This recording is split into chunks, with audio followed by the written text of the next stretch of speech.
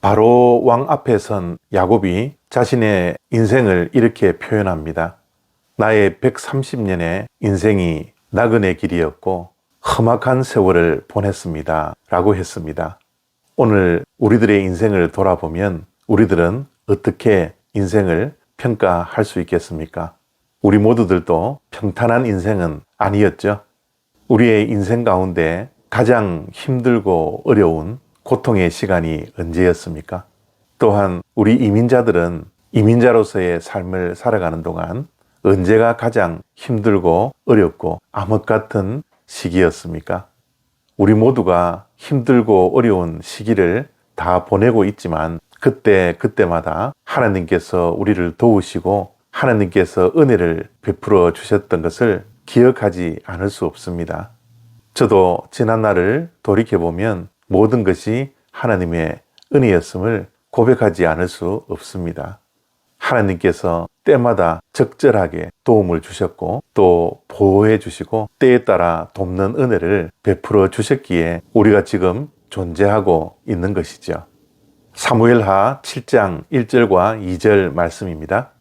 여호와께서 주위의 모든 원수를 무찌르사 왕으로 궁에 평안히 살게 하신 때에 왕이 선지자 나단에게 이르되 볼지어다 나는 백향목 궁에 살거늘 하나님의 궤는 휘장 가운데에 있도다. 아멘. 다윗이 이스라엘의 통합 왕국의 왕이 된 후에 수도를 예루살렘으로 옮겼습니다. 그리고 언약궤를 우여곡절 속에 예루살렘 성으로 옮기게 되었죠.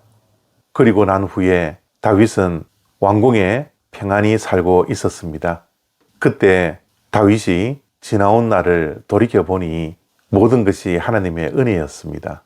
여호와께서 모든 원수를 무찔러 주셨기에 다윗이 왕궁에서 편안하게 살고 있는 것을 다시 한번 깨닫게 되었습니다. 그래서 그는 고민하게 되죠. 여호와께서 베풀어 주신 은혜를 무엇으로 보답할꼬? 사실 다윗의 인생은 정말 모든 것이 하나님의 은혜였습니다. 목동일 때는 사망의 음침한 골짜기에 얼마나 많이 다녔겠습니까? 그리고 사울 왕을 피해서 도망자의 신세로 도망을 다닐 때 얼마나 많은 하나님께서 은혜를 베풀어 주셨습니까? 그리고 왕이 되어서도 하나님의 은혜가 없이는 어떻게 한 나라를 다스렸겠습니까? 다윗은 이 모든 것들을 생각하고 하나님의 은혜임을 깨달았던 것입니다. 그래서 다윗은 언약궤가 출애굽을 한 이후에 휘장 가운데 두는 것을 마음 아파해서 언약궤를 모실 하나님의 집 성전을 짓기를 원했던 것이죠. 우리 한국 속담에 원수는 물의 색이고 은혜는 돌의 색이라 라는 말이 있습니다.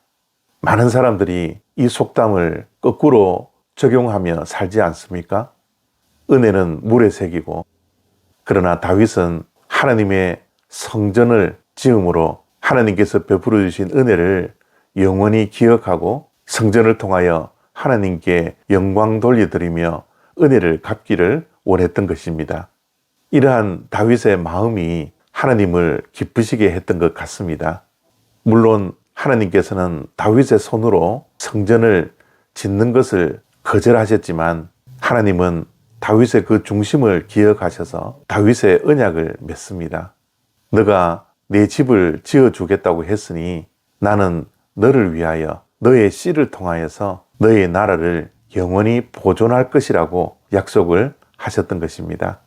오늘 이러한 본문의 말씀을 통하여서 우리가 신앙적인 교훈을 하나 얻을 수 있는데요.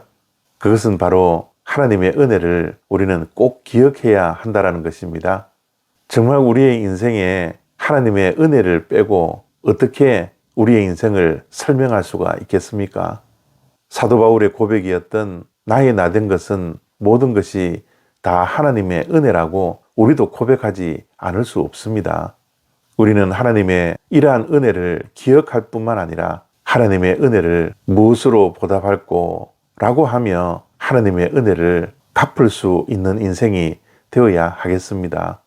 물론 하나님의 은혜를 갚는다고 우리가 보상을 바라는 것은 아니겠지만 하나님께서는 우리가 진심으로 하나님의 은혜를 갚으려고 할 때 다윗에게 더 크신 하나님의 은혜를 주셨던 것처럼 우리의 인생 가운데서도 하나님께서 크신 은혜로 되갚아 주실 것이라는 것을 우리는 믿습니다. 하나님께는 공짜가 없는 것 같습니다. 하나님은 우리의 중심을 꼭 기억하셔서 우리의 인생과 우리의 가정을 더욱더 견고하게 해주실 것을 이 아침에 저와 여러분들이 확신하며 그 믿음으로 하나님의 은혜를 갚아 나갈 수 있는 복된 인생이 되어지기를 바랍니다. 감사합니다.